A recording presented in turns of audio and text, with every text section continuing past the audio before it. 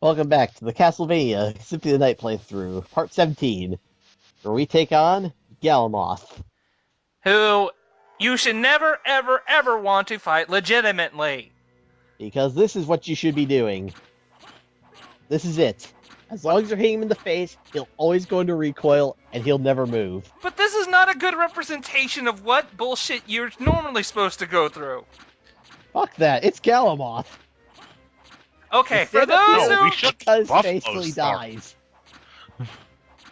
Okay, Met is cheap, going cheap route, but and you do want to go the cheap route. No, that's true. But this guy, not only is he huge, he's got way good range with these lightning-based attacks, hits like a truck, and will just outright murder you. I cannot begin to tell you how many times I've died to this guy because I did not come prepared or I did not know that this was the ideal location. If you really want to, I could take off my sword and punch him to death. Go in here completely nude and just punch him to death. I hate you so much. Oh, fine. I'll fight him again. Once he's dead. What do you mean? Well, he's dead, so I'm going to restart and show you a different way to kill him. In case that was too hard for you. Well, maybe it's possible to screw up and then, you fall in. Wait, you really did? Yes, I'm going to do an even cheaper way to kill him. Okay. Alucard shield rod combo. This thing is beyond cheap. Yeah. By the In fact, way, I'm going to let him get one attack off just to be fair. right? This Because is look his at lightning attack you watch out for. yeah, this attack's really hard to dodge. There we go. He got 153 damage in. Activate shield rod combo. Hold out shield. I win. I can't be damaged. Every attack does 227 damage. I get hearts, and I heal hit points per hit. And you can just see how fast I was hitting him. And you know what? The effect is still going on. I am literally holding out my shield just to get the effect to end faster. That's just crazy. Well, I admit it is nice to see that son of a bitch suffer twice, so I can't And complain. back card. What? The game What? thinks I'm in bat form, but doesn't know which model to use, so it's called the bat card glitch. That was so weird looking. Oh, that was weird. Let's see him do a bat charge with it. Really? Yep. So you got gas cloud. Now makes it so where when you're oh my god, man. Anyway. Oh, Gas cloud. you're just showing off. You freaking troll the hardest boss in the game, and now you're just rubbing it in. Tagging his spirits from beyond the grave. Yes. The gas cloud makes it so when you're in mist, you damage enemies when they're in your mist. If I recall correctly. Correct. Yep. In other words, it's another cheap way to kill things. It's also really kind of pointless because by now you have better options. I've got the shield rod combo. What more do I need? If I were to, I can just hold out in the final boss and he'll die faster than the Chrysagram. Yeah. Okay. It's probably Okay. another reason why I don't use the Crusader or try to go for a Crusader because you can get the shield rod. Just another option to your infinite pile of shit that can go crazy. Right? And here you're just giving no fucks anymore. I guess I'm just trying to run the thing out. Because the effect goes on for a full minute of shield holdout time. If you put your shield away, it's not counting against your clock. Huh. Okay, there it goes. So now you're back to not being omnipotent. Omnipotent. Yeah, words I can't say correctly. That's not even the right word. Overpowered would be a good word. No. Broken is another good one. No, literally that shield rod combo is godly. And that's why I didn't use it until that point, just to show off. And really, this game is just a match of who's the more overpowered, the boss or you.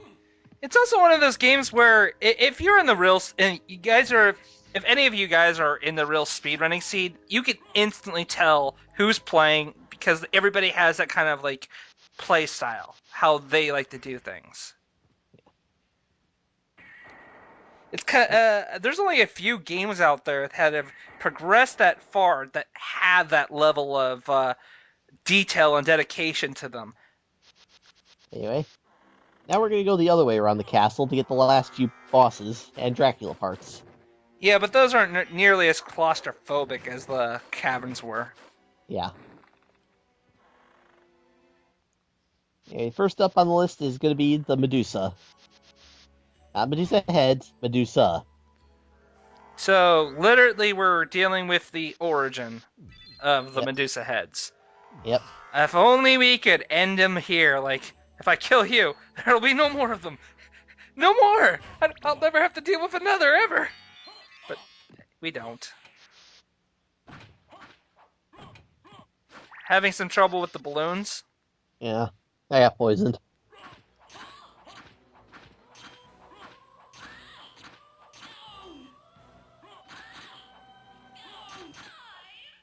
Interesting little trick you do there. Is that something you can only do with the Alucard sword? Yes. Core circle forward, and you'll do a little teleport attack. It's a little bit stronger than your normal slashes, but the big catch is you teleport to the location behind the enemies on the other side of the screen, slash towards where you were, and then teleport back to your spot. If only they were able to turn some...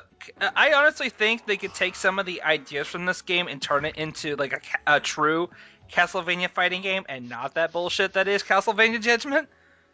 Yep. It's yeah, there. We can all dream. Make Of it course, all... the problem is how do you balance that? Because literally, it's a match of who's more overpowered. Anyway, it's time to say goodbye to Flutterbats. Oh, are we seriously done with Flutterbat? Yep. I took the long way around just to make it last as long as possible. Here's the Twilight Cloak, which you started the game with. And to be honest, it looks awesome. Just for that glowing red inside. Oh, that is kind of cool looking. But it's got like one more defense than the Joseph's Cloak, so it's not like you're going to be hugely handicapped if you don't have it. Yeah, it's cool looking, but it's not nearly as fashionable as the Watermelon Cloak. Yeah, but I said I come out of this game with all the equipment I started with the exception of the Necklace of J, because it's completely worthless. I wonder if J actually stands for his mother's name. I wouldn't be surprised if it was something like that. No. His mother's name is Lisa. That's right. I don't know why I'm hung up on that. Anyway, here I have a moment where I kind of have to think, where do I go next? Well, you could go down the staircase, where you wasted our time in the non-upside down world. Or you could deal with all these, angel archers, that'd be great. Unfortunately, these stupid imps are in the way too. Oh yeah, aren't these the imps that can actually mind control you? Yeah. There we go. Get a little health back too. Back to my full health again. The one nice thing I'll say about these imps, they drop luck potions, so if you're luck grinding items... Anyway. Shortly after this, I realized I'm actually going the wrong way. Do the best route for this. Oh yeah, you're almost coming to the room where you fought your first two bosses. Well, actually, that's the entrance to the Colosseum. No, wait. Yeah, that's the entrance to the Colosseum. And it was after I got there I realized that if I went to Olrox's lair, I could just come out right at that entrance to there. And then just loop around to the alchemy lab to finish off the bosses. Oh man, this is part it gets really aggravating because of the mind control. Yeah. Imps are never fun in these games. Anyway. We shall now enter the reverse Coliseum. Next time. Yep. Next time. Another cliffhanger ending. Dum dum dum.